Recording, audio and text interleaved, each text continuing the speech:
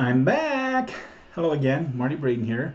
If you're new to my channel, let me take just a quick second to explain my channel's purpose and what it's all about.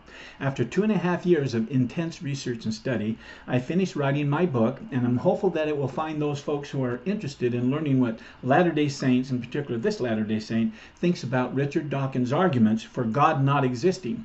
I titled my book An Atheist Delusion, a Latter-day Saints perspective on Richard Dawkins' anti-theist, anti-Christ book, The God Delusion. Anyway, now that it's published, I thought it would be fun to record short 15-minute videos quoting from its introduction, and then go on to do videos where I give my perspective on each of the arguments Richard Dawkins gives throughout his book, The God Delusion. The last video was part 25, My Work and My Glory, and this video is part 26. I'm hopeful and pretty sure that this will be the last of my videos reviewing the introduction to my book. In part 25, I gave the conclusion to James Talmage's speech, which he titled Earth and Man. So let's pick it up from there, right there. This last question says, what does the church believe about evolution? It's its conclusion of its official position. The church has no official position on the theory of evolution. Organic evolution, or changes to species, inherited traits over time, is a matter of scientific study. I would interject and say that changes over to different kinds hasn't even happened yet. Not yet. Probably will never. Nothing has been revealed concerning evolution, though the details of what happened on earth before Adam and Eve, including how their bodies were created, have not been revealed. Our teachings regarding man's origin are clear and come from revelation. Before we were born on earth, we were spirit children of heavenly parents, with bodies made in their image. God directed the creation of Adam and Eve's bodies and placed their spirits in those bodies. We are all descendants of Adam and Eve, our first parents, who were created in God's image. There were no spirit children of our Heavenly Father on earth before Adam and Eve were created. In addition, for a time, they lived alone in a paradisiacal setting where there was neither human death nor future family. They fell from that state of existence, and this fall was an essential part of our Heavenly Father's plan for us to become like Him. You can go to churchofjesuschrist.org and type in Jeffrey Holland and the title, Where Justice, Love, and Mercy Meet, to get an expanded version of what I'm talking about here. For further references, see Origin of Man, The Origin of Man, Improvement Era, November 1909, page 78. Go to Ensign, February of 2002, page 29. See also Encyclopedia of Mormonism, 5 volumes, 1992. Evolution is another article. In the evolution debate, difficulties have arisen when readers assume that statements by certain leaders represent an official position beyond that expressed by the First Presidency as a body. As expressed by David H. Bailey, a researcher at Lawrence Berkeley Laboratory and author of numerous articles on the relationship between Mormonism and science, the Church of Jesus Christ of Latter-day Saints, he says, has a great scientific tradition, including notable, respected researchers in virtually every field of modern science. Indeed, our motto is, the glory of God is intelligence, end quote. Why not just acknowledge that science and religion address two very different sets of questions, and that the methodology in one arena cannot settle controversies in the other? Harold B. Lee, a past president and prophet of the church, he had a plea, and in my mind it was a very wise stance, and I quote, here's what he said: perhaps if we had the full story of the creation of the earth and man told to us in great detail, it would be more of a mystery than the simple few statements that we have contained in the Bible, because our lack of ability to comprehend. Therefore, for reasons best known to the Lord, He has kept us in darkness, looking through a glass darkly. Wait until the Lord speaks, he says, or wait until that day when He shall come, and when we shall be among the privileged, either to come up out of our graves, being caught up into the clouds of heaven, or shall be living upon the earth that time and are translated. Then we shall know all things pertaining to this earth, how it was made, and all things that now as children we are groping for and trying to understand. Let's reserve judgment as to the facts concerning the creation until we know these things for sure. End of quote.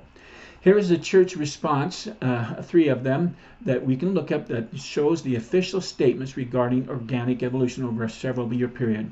The First Presidency Letter, The Origin of Man, given in November of 1909. The First Presidency Statement, Words in Season, given in December 1910. First Presidency Letter, Mormon View of Evolution, September 1925. Despite the fact that the church has no official position on evolution beyond those expressed by the First Presidency in these 3 writings, some general authorities and lay members like myself still have considered evolution to be at variance with scriptural teaching. This view is well summarized by Elder Bruce R. McConkie, a hero of mine, and I quote, he says, "There is no harmony between the truths of revealed religion and the theories of organic evolution," end quote. Other authors, including Joseph Fielding Smith, held similar views. Other church authorities and members have seen much of value in evolutionary theory, even if they haven't endorsed every aspect of it.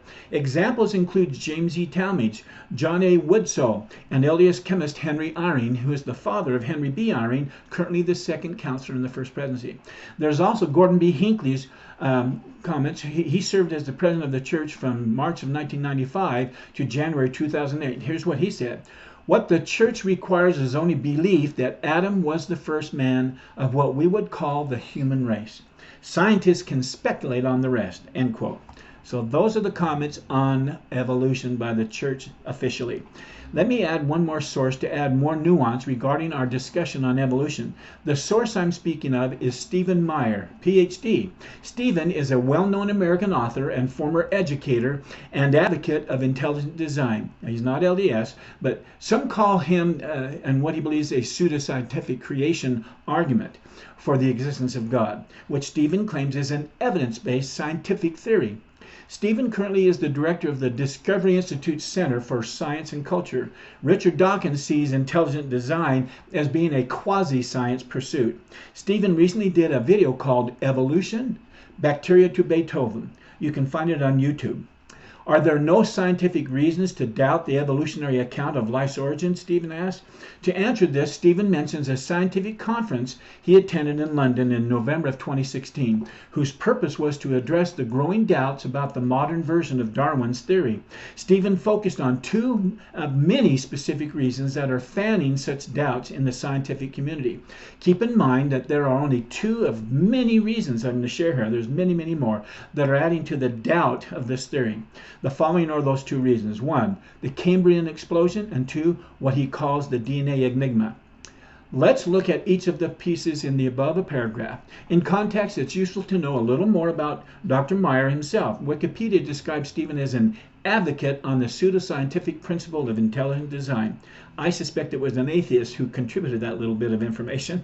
Anyhow, Dr. Meyer is not an evolutionary biologist like Richard Dawkins is. Stephen received his PhD from Cambridge in the history and philosophy of science. Dr. Meyer's background immediately makes it clear his position is not one of pure, unbiased scientific inquiry. But I ask, what scientist is unbiased? I mean, really? Do you know of one? In the video, Evolution, Bacteria to Beethoven, Stephen is speaking from the point of view of someone who believes in intelligent design and therefore attempts to discredit current evolutionary theory in order to make room for the creation of life via some godlike intelligent designer. The conference Dr. Meyer attended in London was called New Trends in Evolutionary Biology, Biological, Philosophical, and Social Science Perspectives, and it was put on by the Royal Society. From the name and the list of speakers, it seems the purpose of the conference was to look at current work in evolutionary biology from a variety of points of view, which suggests that the current view of evolutionary biology, neo-Darwinism, it being a blend of Darwin's original natural selection idea with Mendelian genetics. So it may need to be updated. Things are constantly changing. Moving on to the Cambrian explosion further, Stephen's first example of a reason to doubt Darwin's evolution theory are the 2 important things that we should know about. The first being that it was at least 10 million years, probably tens of millions of years, and most of the major animals, phyla, phyla appeared during that time period. The amount of time cited by Dr. Meyer in the Evolution of Bacteria to Beethoven YouTube video is 10 million years. And it's the amount of time one would likely select if you intended to discredit evolutionary theory because you don't want to give life enough extra time to develop on its own. Is 10 million years sufficient to produce the explosion of life seen during this period? Multiple references for this case can be easily found. The second reason Dr. Meyer puts forth as a reason for doubt and doubting Darwin's theory of evolution is the DNA enigma. The most important thing to notice right away about this reason for doubting is that this is simply not a scientific phrase. The DNA enigma is a phrase used by Dr. Meyer and the intelligent design community. Therefore, it seems unlikely that this idea even came up at a Royal Society conference talk. So, what is the DNA enigma? To put it simply, it has to do with the origin of life, how the first cell came to be, and how the functionality specified information in DNA arose. The fact is, Charles Darwin's theory had nothing to do with the origin of life. It discusses only how life changed after life first came to be. Therefore, as best I can tell, the DNA enigma is simply irrelevant when discussing evolution. In summary, even though this video is one man's attempt to discredit current evolutionary theory, it does open up the possibility of intelligent design being a true postulate. The idea of a DNA enigma is introduced, although this has to do with the origin of life and not evolution itself. Contrary to the video, the rapid appearance of phyla that appeared during this period is perfectly consistent with current evolutionary theory. You will learn no biology from this video, but you may learn how people attempt to discredit evolution. End of quote. Now, that's not my quotes, that's someone else. As you can tell by the evidence and commentary I've given just far throughout my introduction, I'm firm a believer in God's existence, and as such, I'm an active, confident, yet humble disciple of Jesus Christ. My Latter-day Saint perspective is supported by several kinds of evidence. Each piece of evidence, or what I'm calling well-informed reference legs of evidence, falls into one or all of this following categories: direct and indirect evidence, circumstantial evidence, individual physical evidence, class physical evidence, forensic evidence, trace evidence, testimonial evidence, and historical and origin evidence.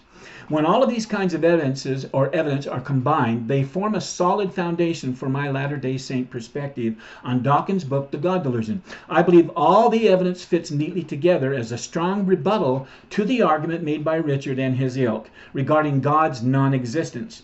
All the evidence I have provided so far, and all that I will yet provide as we move forward together and dissect Richard's book, will form an immovable circular stand of reference legs of evidence upon which your table of belief can comfortably rest. Because this stand will be made up of a multiplicity of different kinds of reference leg evidence, I believe this fact will help move your belief cursor along the percentage of probability spectrum until it's well past the 51% marker. And hopefully, in time, it will ultimately land on or close to the God exists 100% marker. But again, you, my readers, will be and my viewers will be the judge of your own beliefs. Let me make one last point before we launch into Chapter 1. Astute scientists will almost never state that science can prove anything without a doubt. And that's because they understand the limitations of what experimental science, or what's called operational science, can show. This is why Richard focuses on percentage of probability rather than on absolute proof. There's a powerful YouTube video titled Why Scientists Cannot Disprove the Bible, as an example. I suggest that you watch it in its entirety. In this video, Patricia Engler, a science graduate from a liberal Canadian university, is quoted as saying, and I quote, "One of the first things I learned in my science classes was never to write prove on a lab report, even if we read words like that in the media."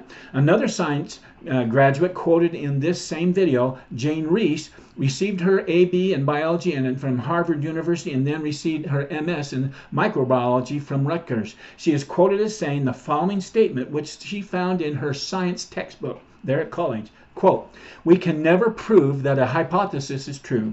Testing a hypothesis in different ways with different sorts of data can increase our confidence in it tremendously, or struggling success that it is incorrect, or strongly suggest that it is incorrect. But no amount of experimental testing can prove a hypothesis beyond a shadow of a doubt." The quote was found in the Campbell Biology edition, Don Mills Pearson Education 2014 textbook. End quotes. In this same Answers to Genesis video, Dr. Gabriel Weston, a member of the Royal College of Surgeons, described the difference between origin and historical science in this way. Dr. Shepard's crime case reminds us that there are two kinds of forensic science. Some is definitely forensic science, soil analysis, murder science objects, etc. But some, like Paul Kirk's investigation, is really about opinion and interpretation, and without proper safeguards it can borrow the authority of science and disguise these opinions and hard scientific facts. Machines and chemical analysis don't interpret facts. People do, and people can get it wrong. End quote. What I'm saying is that forensic, historical, and origin science cannot corroborate its interpretation with 100% accuracy. Period. These kinds of science are not the same kind of science that can conclude what temperature water boils at, i.e. 100 degrees Celsius, or what the chemical composition of water is, i.e. H2O, or what the triple point temperature of water is, 0.1 degrees Celsius. These scientific conclusions can be discovered with repeatable, observable scientific experiments, and their conclusions are never observed differently. As I said, this kind of science is called operation science. I'm almost done. This is not the case with historical or origin science.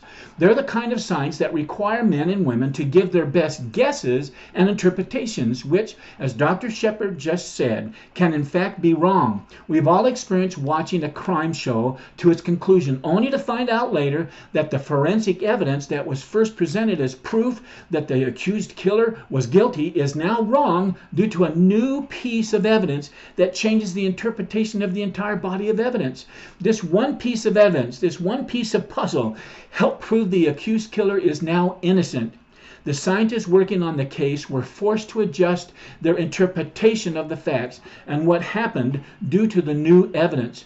My perspective regarding the topic of the ultimate origin of the universe and those facts we observe in our present world is that they can be observed and interpreted in different ways. And that's because no person can actually observe exactly how life itself began or how the universe came to be. There's basically two conflicting interpretations of the available data. Two different stories of how these things came to be. One being that God organized the universe out of chaotic matter, and the other being the result of naturalistic evolutionary forces operating over millions of years, but only after there was life. The second option is called organic evolution. The conflict of how life began lies in the different interpretations of the historic or origin scientific data and not the data itself. As I said, we cannot repeat what took place millions and millions of years ago, nor can we go back in time and observe our origin, not even with the James Webb telescope. And so that leaves us with the two differing conflicting interpretations of the known data surrounding our universe's origin: the atheistic interpretation of the data and the theistic interpretation of the data. The conflict lies in how each side of the debate has decided to interpret the historic or origin facts and data, and the story each interpreter says they describe.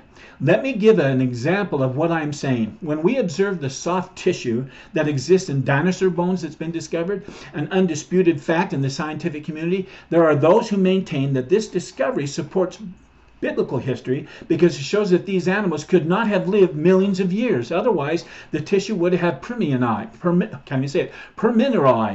after the dinosaur died. Another example of conflicting facts and their interpretation is that of trees extending up through layers upon layers of sedimentary rock. It shows that the trees were buried rapidly and mostly over millions and millions of years. Could these have been caught in a great flood and we just measure the date wrong? These very same facts are the facts that evolutionists put forth to prove their story of organic evolution and how things began millions and millions of years ago. So again, the disagreement or conflict lies not in the facts and data alone, but in the differing interpretations of the same exact facts and data. Both sides acknowledge that data's existence, but each side has its own interpretations of the data. The atheist interpretation called organic evolution versus the theist interpretation called creationism. What story is true? Interesting. Let me finish. I'm sharing this perspective on historic interpretational science versus experimental observable science with you, my readers, before we begin to review our first chapter, because I want you to remember this fact about interpretations as we go over Richard's arguments, as well as the comments made by other atheist scientists Richard quotes throughout his book. They are much like the science says this or science says that example I already mentioned at the beginning of my introduction. It's not science saying anything. Science doesn't say anything. Again, facts and data don't say anything. Only scientists do. And so when scientists give their best personal interpretation of the facts and data that are available, it doesn't mean that their interpretation should be viewed as having the absolute authority that usually comes from repeated scientific testing and observable type science. And that's because they in fact cannot do that kind of scientific testing with its repeating and reviewing of these historical events that occurred so long ago. Just because such interpretations are being given by renowned scientists like Richard Dawkins and others doesn't make their interpretations automatically true or settled science. There have been some past scientists, and there's still some scientists even today, who have given and continue to give disingenuous interpretations as answers to the big questions we're discussing here in my book. And I'll get into that later in my book because it's going to become obvious if you have eyes to see. In my mind, it appears as though they are putting forth and even publishing their interpretations as though they're settled scientific fact. And that's because their intent is to mislead the average person into accepting their claim that the big questions have in fact been answered by science and not by religion. But the fact is that they have not even come close to solving the big questions. Just know that I will cover what I'm comfortable in saying about this just a little later in my book. With that said, I think we're ready to begin my review of Richard's first chapter. It will be my personal perspective on each of Richard's chapter titles, as well as each of the subtitles topics that Richard lays out in his book, and there are several per chapter. The first chapter is titled A Deeply Religious Non-Believer. Until then, put your comments, ask your questions. Let's have some exchange back and forth. But until then, I wish you continued success. Goodbye.